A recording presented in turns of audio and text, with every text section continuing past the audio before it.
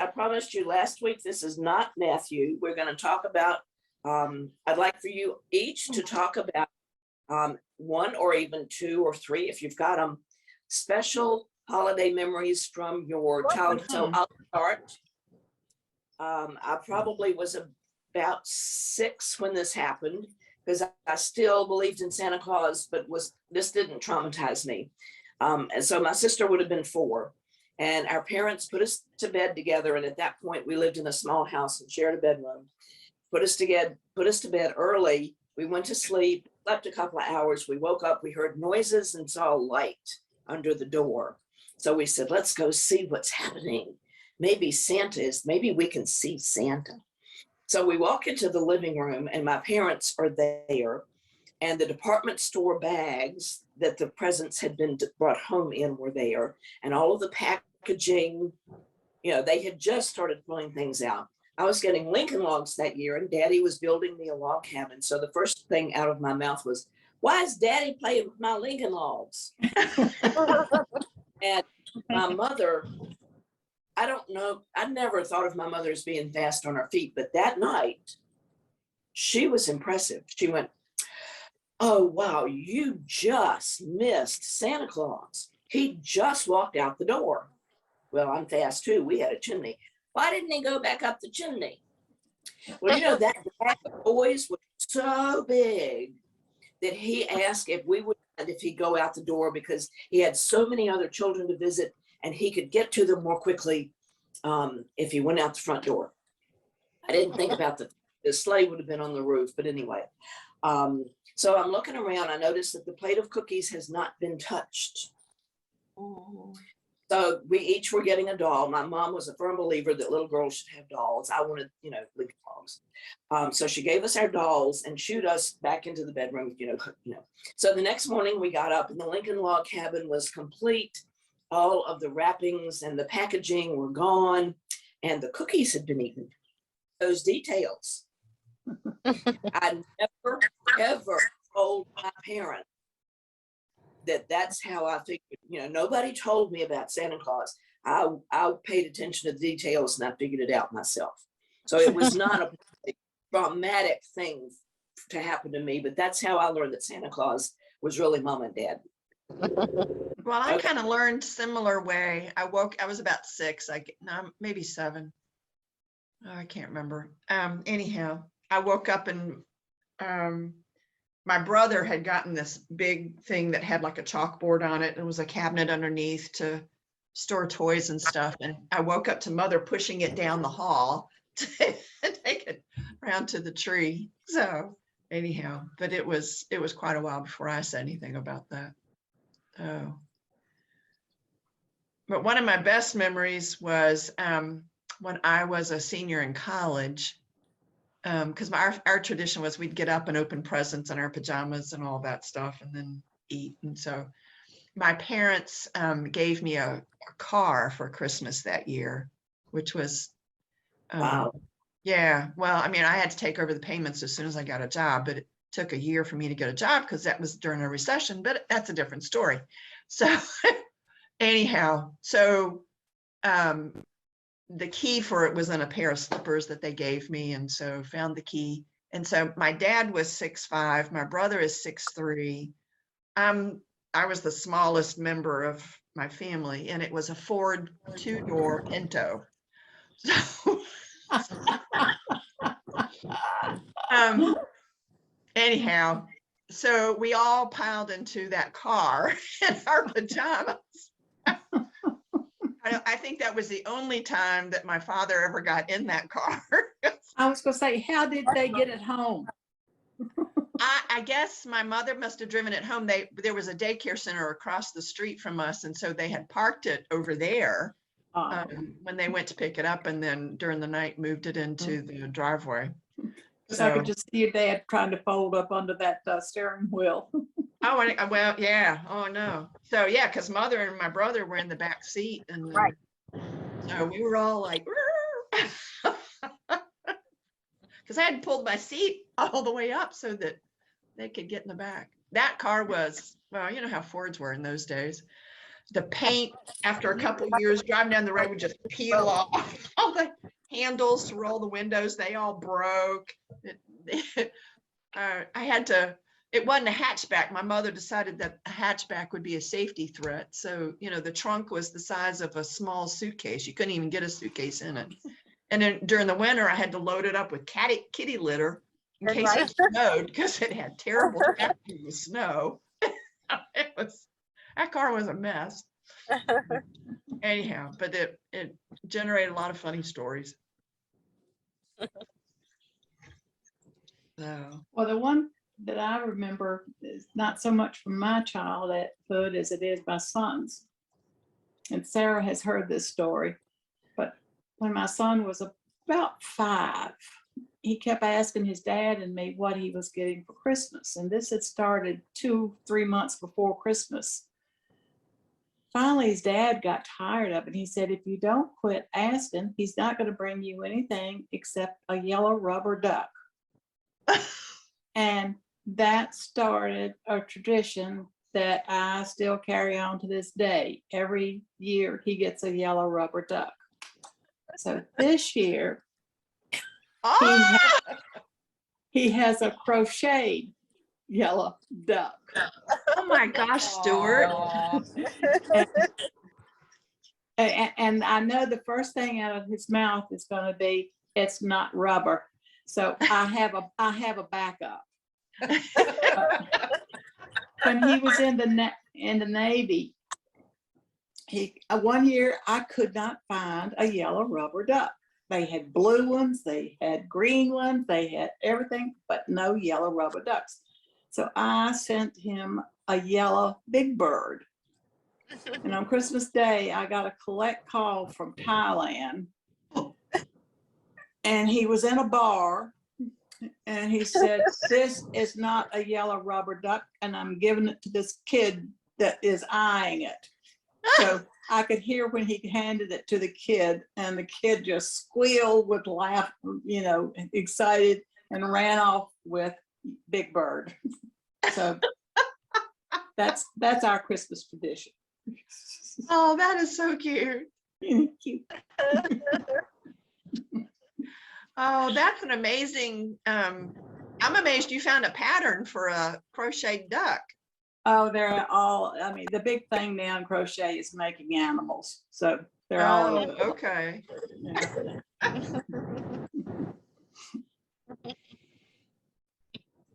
Hmm.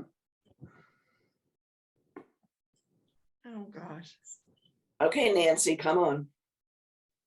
Well, in my family, most Christmas traditions revolved around food, typically oyster stew on Christmas morning and fruitcakes. But the story that comes to mind when I think of Santa Claus is when Sarah was little, and I believe we were living in this house. So Richard and I had separated at that point. And she kept asking me, is Santa Claus real? And I said, yeah, Santa Claus is real. And you know, she's just too smart and too logical to buy it. So I said, well, the spirit of Santa is real, and parents are Santa's helpers. And you know, she still wasn't buying it. She wanted facts. So I asked her, I said, well, Sarah, what exactly do you believe? And she says, well, I know the Easter Bunny and the Tooth Fairy are real, but Jesus and God, I'm not sure about. And I was like, time out. And so I walked through the whole thing with her, and once she understood, she was perfectly happy to keep the Santa fantasy alive for Michael. She just wanted to know exactly what the deal was. After that, she was perfectly comfortable with everything, including God and Jesus being real.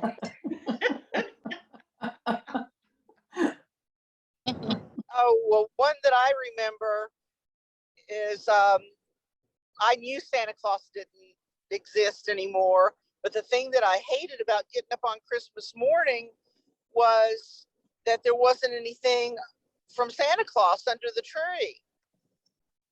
And so that's really what I missed, you know, growing up, that you didn't have anything under the tree that Santa brought. And so that one year I asked for something that I knew that they couldn't wrap. So it would have to be under the tree. in the morning. And so I asked for a Norfolk Island pine tree, you know, those Christmas trees. And so lo and behold, when I got up on Christmas morning, there was something under the tree. So that made me happy. What about you, Bud? He's driving, but he can still tell a story, maybe. Well, I was pretty little. I don't know. My bedroom was upstairs, and it had a grate in the floor that you could open up, and the heat from a stove down below would rise up. Uh-huh. When you open that up, you could look down and see what was down there. And so I looked down on Christmas morning. Santa left a model train running around the tree. And I still have the model train. Oh, wow. Cool. Okay, Claire. Okay, so Christmas for me was always just difficult because I didn't have all the tradition and the everything that all of my Catholic friends had. So we always got one thing, and you got the one thing out of the Sears catalog. So that was a big deal because the Sears catalog arrived in like September, and you got to spend months looking at the Sears catalog till you decided on your one thing. And then it was just difficult because to me, I always knew from day one that, in December, your gift came from the Sears catalog. And I remember explaining this to my friends, and they were horrified, when we were very little. And I didn't see that there was anything wrong with me explaining it because it's how it happened, Yeah. So it was upsetting for me the year that, Sears went out of business and it was gone. I mean, so many years later, because I thought, how many kids don't get to spend 3 months looking at that Sears catalog, crossing things out, circling things, crossing them out again. I mean, it was a real big deal. So, Oh my gosh, yeah. but I would have loved to have had all of the other traditions. I think that's really what makes it so special for kids growing up, is the whole, the foods and all that kind of stuff. So, but it was all good. I mean, I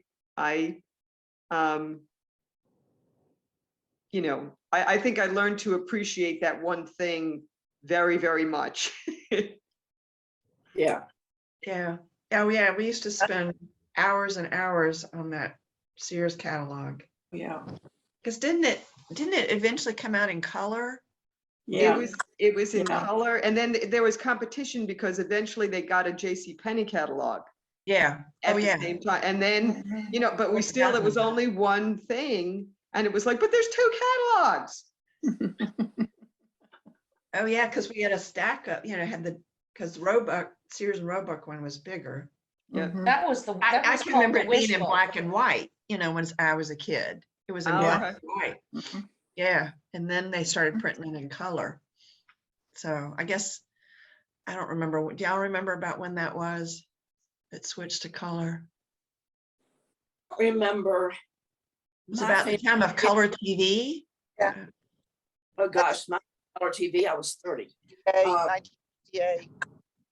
Yeah, my parents didn't get the Sears catalog. I didn't start getting it until I was a young married woman in my early 20s. I don't know why now we got the,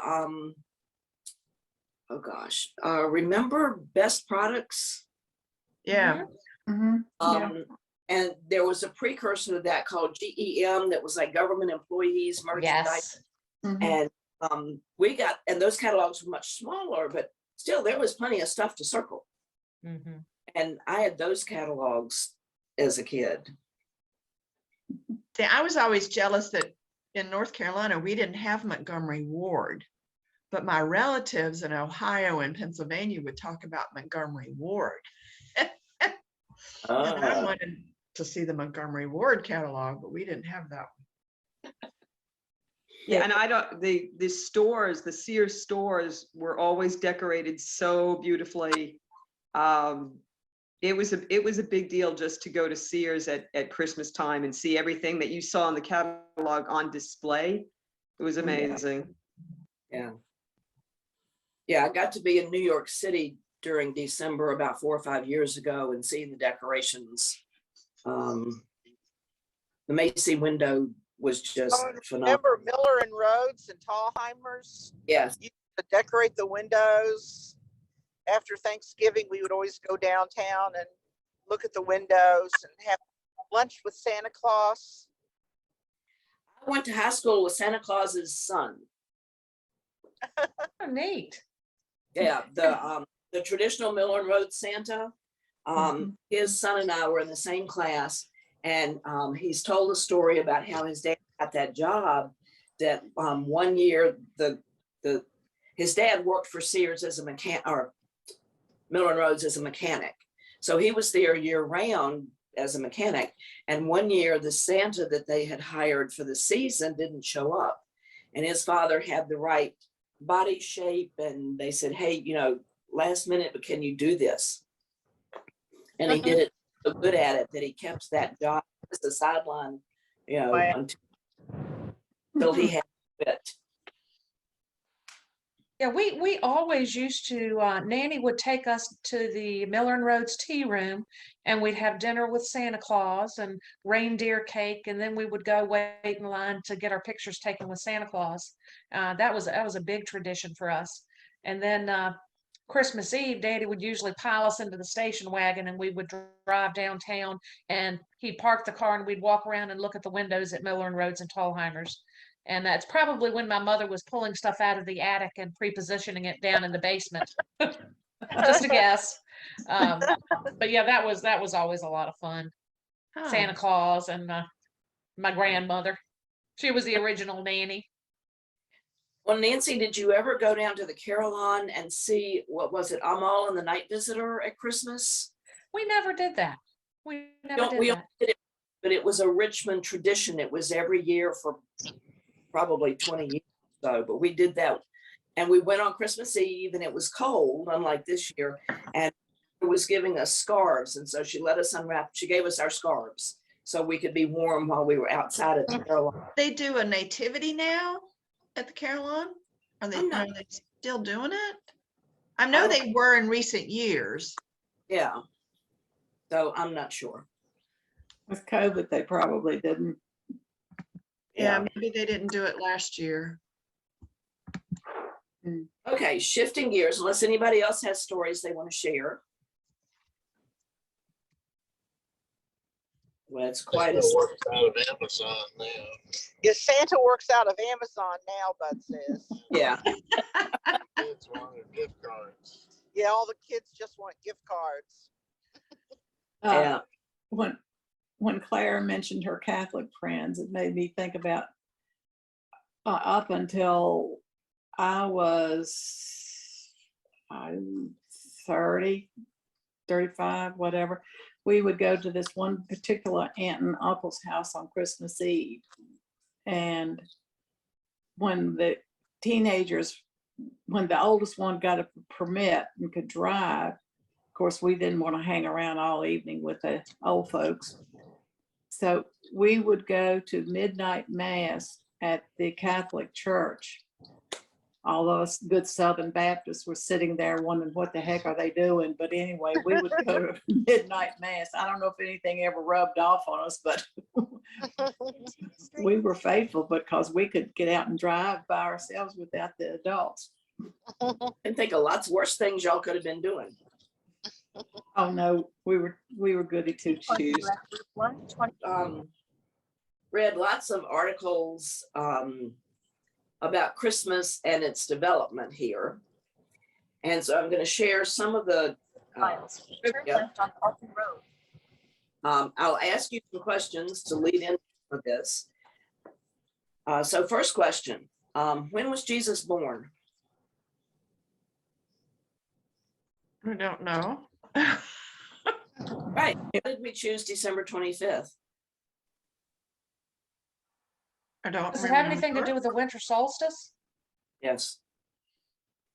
Yeah, many ancient, and this goes back into ancient Egypt even, many of the ancient cultures that worshiped a sun god believed that the sun god got weak and sick, or maybe even died during the winter.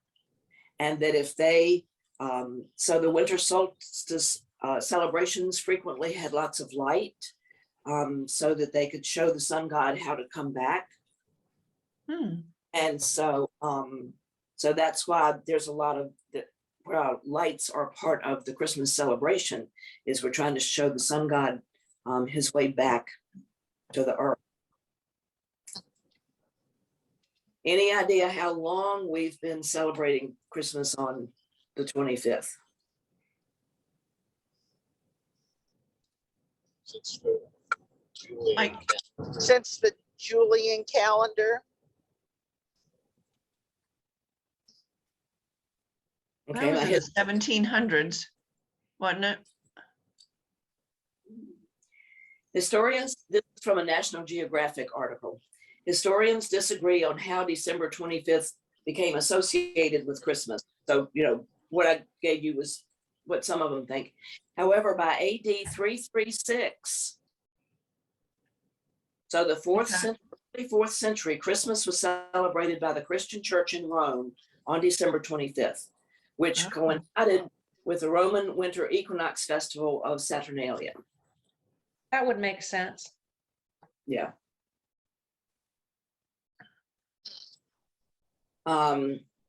Let's talk about Christmas trees.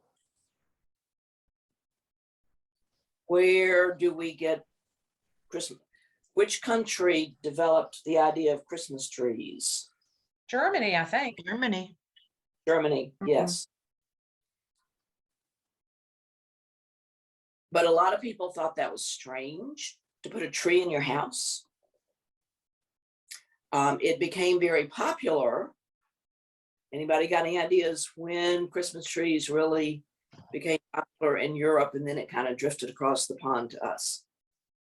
Victoria. Queen Victoria. Yeah. You know, Oh, Prince Albert was German, German. and so he brought that tradition in, and she liked it. And there are Christmas cards of the royal family in the 1800s standing next to a decorated Christmas tree. And the royal family was very popular. And so the idea took off in England and then spread to some of their colonies or former colonies. And of course, we had a large German population that brought that tradition with them, even before Queen Victoria said, hey, this is cool.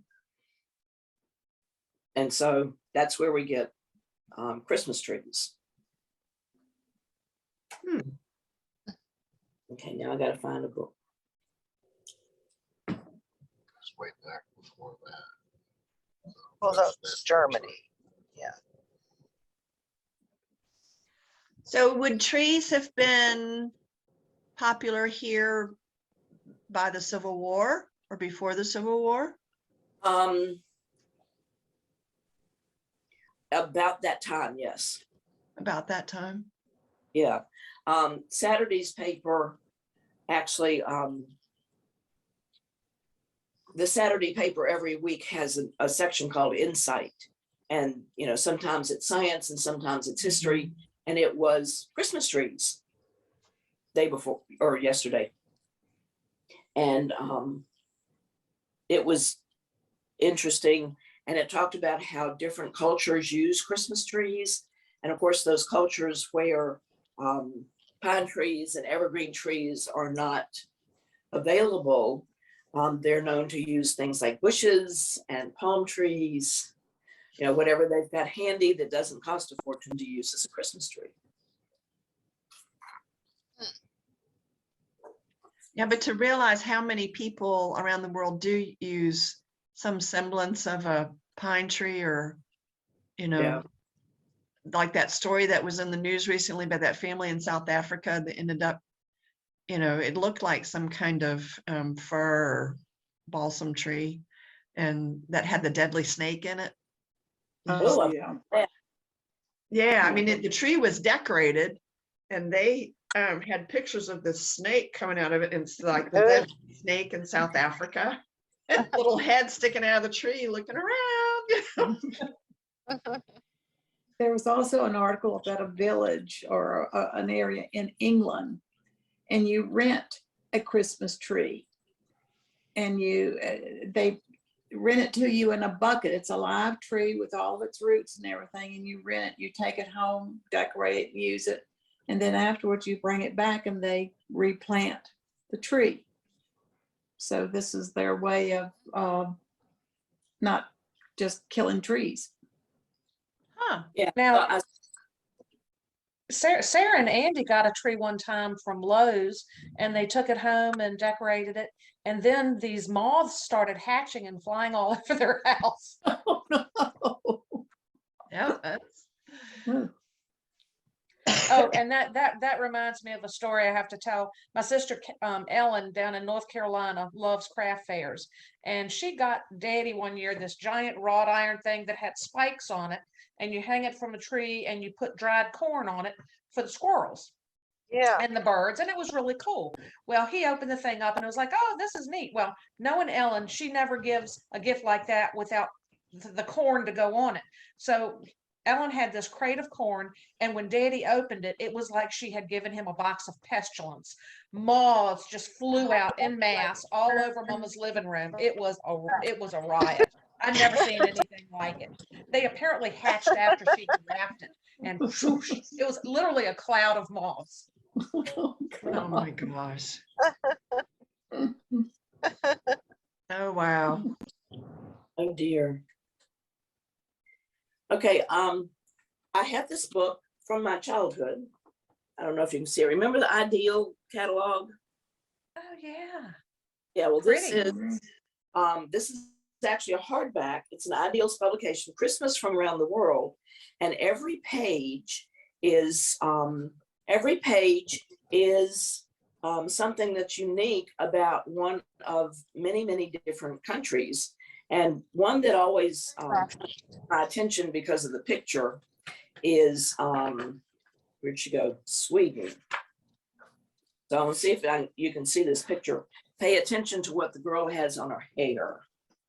Ah, I remember seeing pictures of those. Candles. It's in Yeah. Sweden, isn't it? This is Sweden. I'll read you the description. It's Yeah. brief.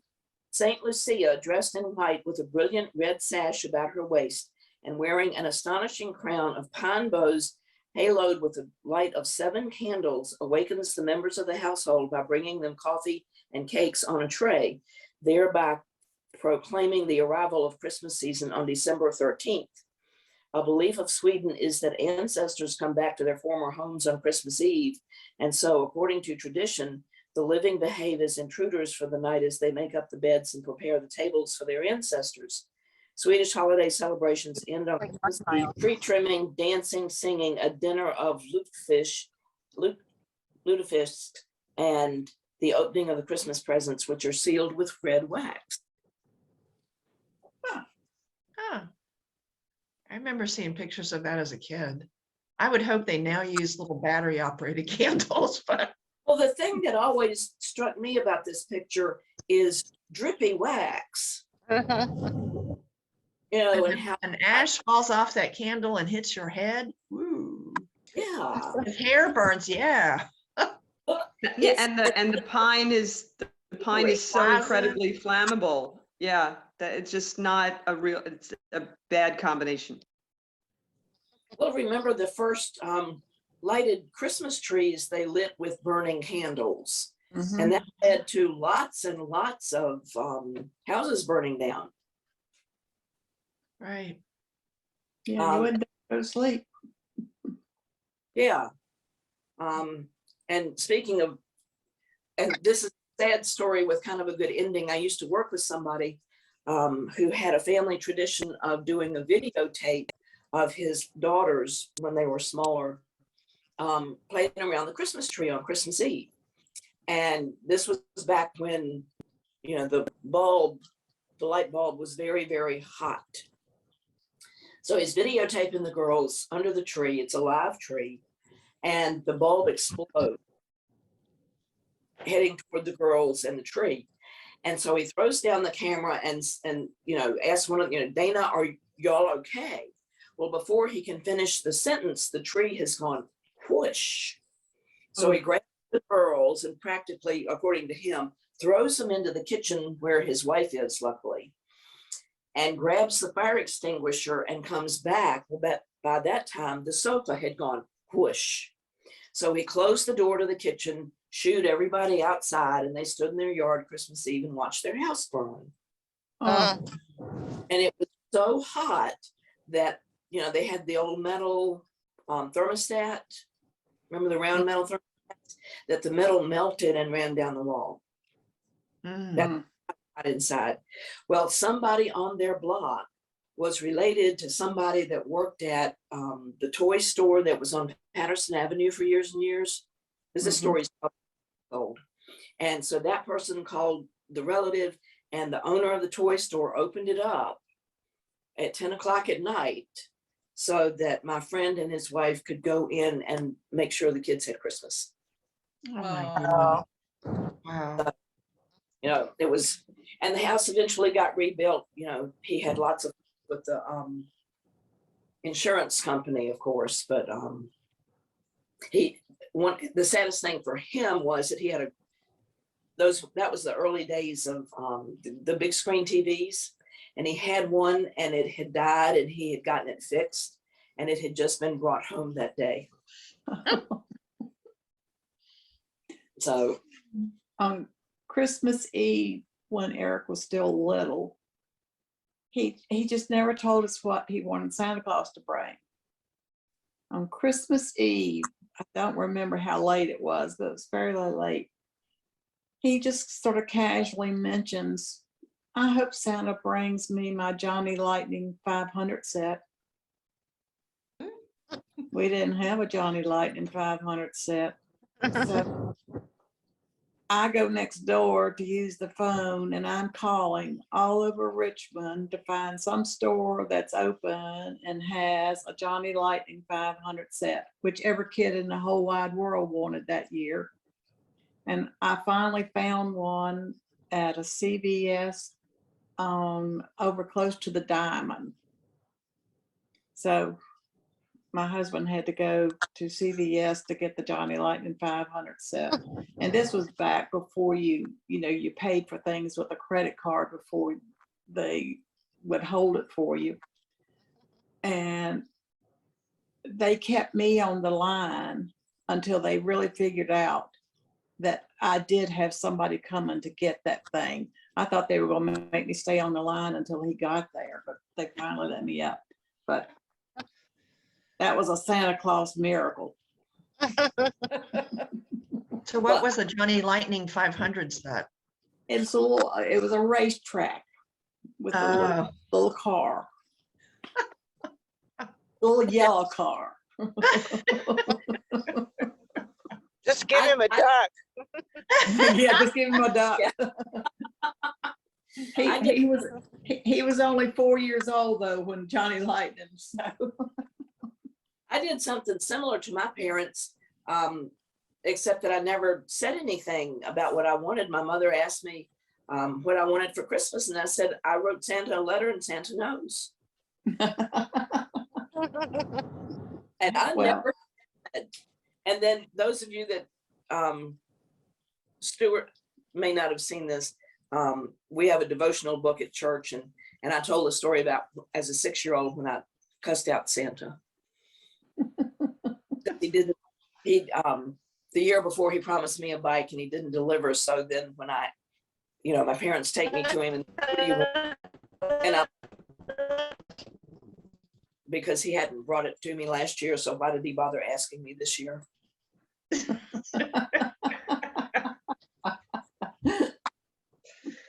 bad thing is I have no memory of that. It's just a story that told over and over because they had to suffer through horrible stares and glares from everybody.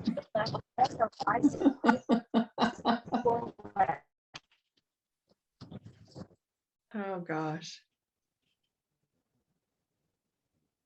Oh, Okay, does anybody have a country they'd like to know about in particular? I got lots here. All right, I have a question.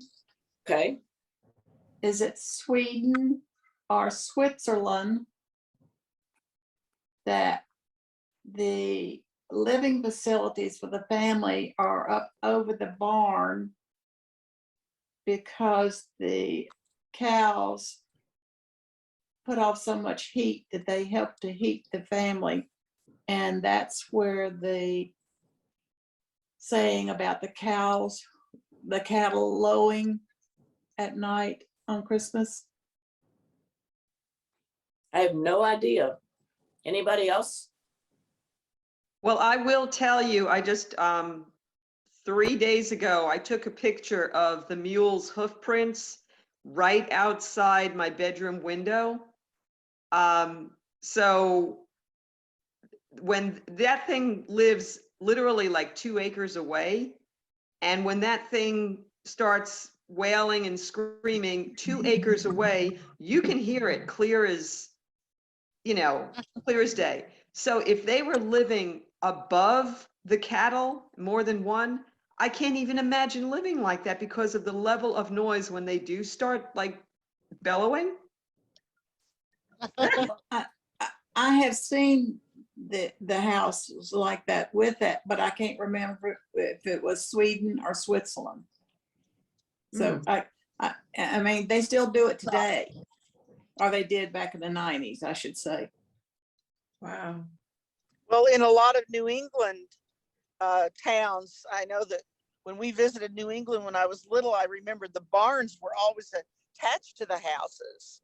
And I was wondering why. And it was because when the snow's so deep, you have to be able to get to your animals to feed them and stuff. Mhm. Yeah, I can remember reading stories as a kid.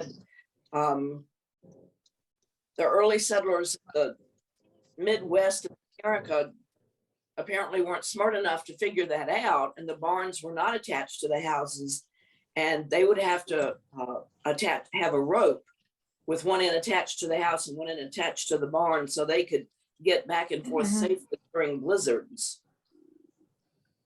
Yeah, I think Little House on the Prairie, the Laura Ingalls Wilder's books talk about that, something similar.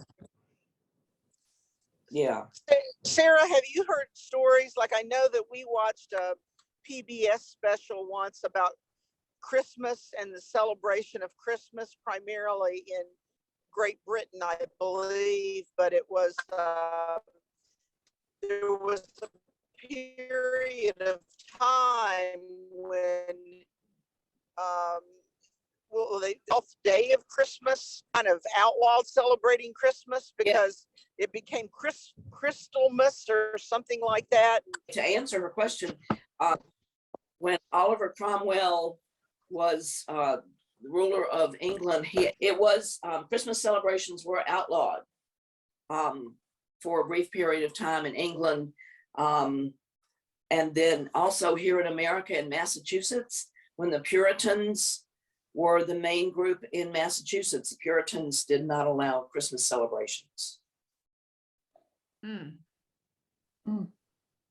Because they were. What is the origin of Saint Nicholas? Was that Asia Minor?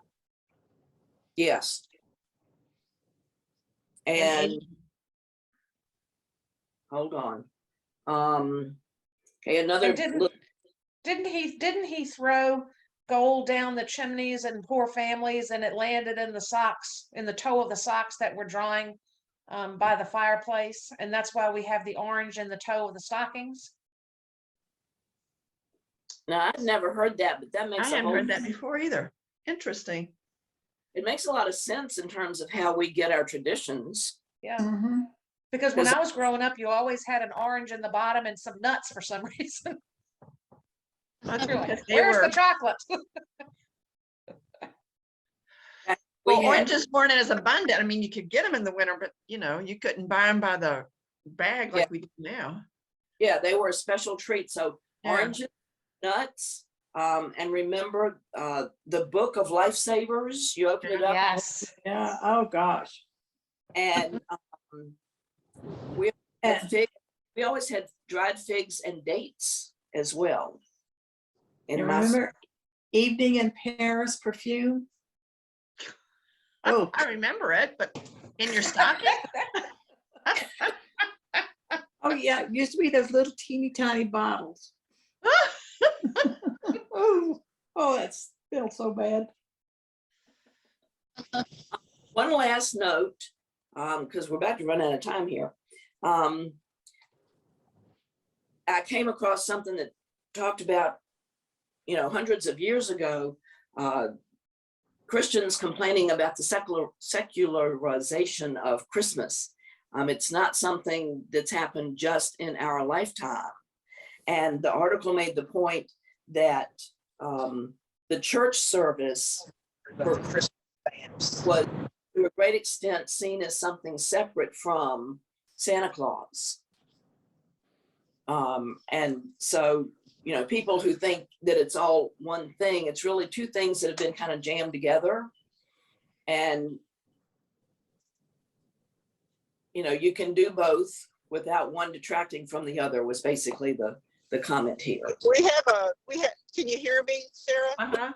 Yeah. Bud has a story he wants to tell you just before we left Richmond, and it might bring that together here a little bit. Hold on. Okay.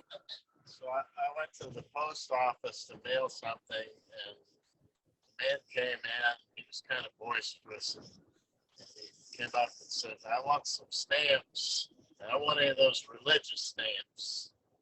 And so they showed him a bunch of stamps for a while. He stood there and thought. He said, "Do you have any Christmas stamps?" Yeah. So it's like, you know, Christmas is just, for some people, it's completely separate from religion. Well, there was I read the comics in the paper every morning. And if you're familiar with the,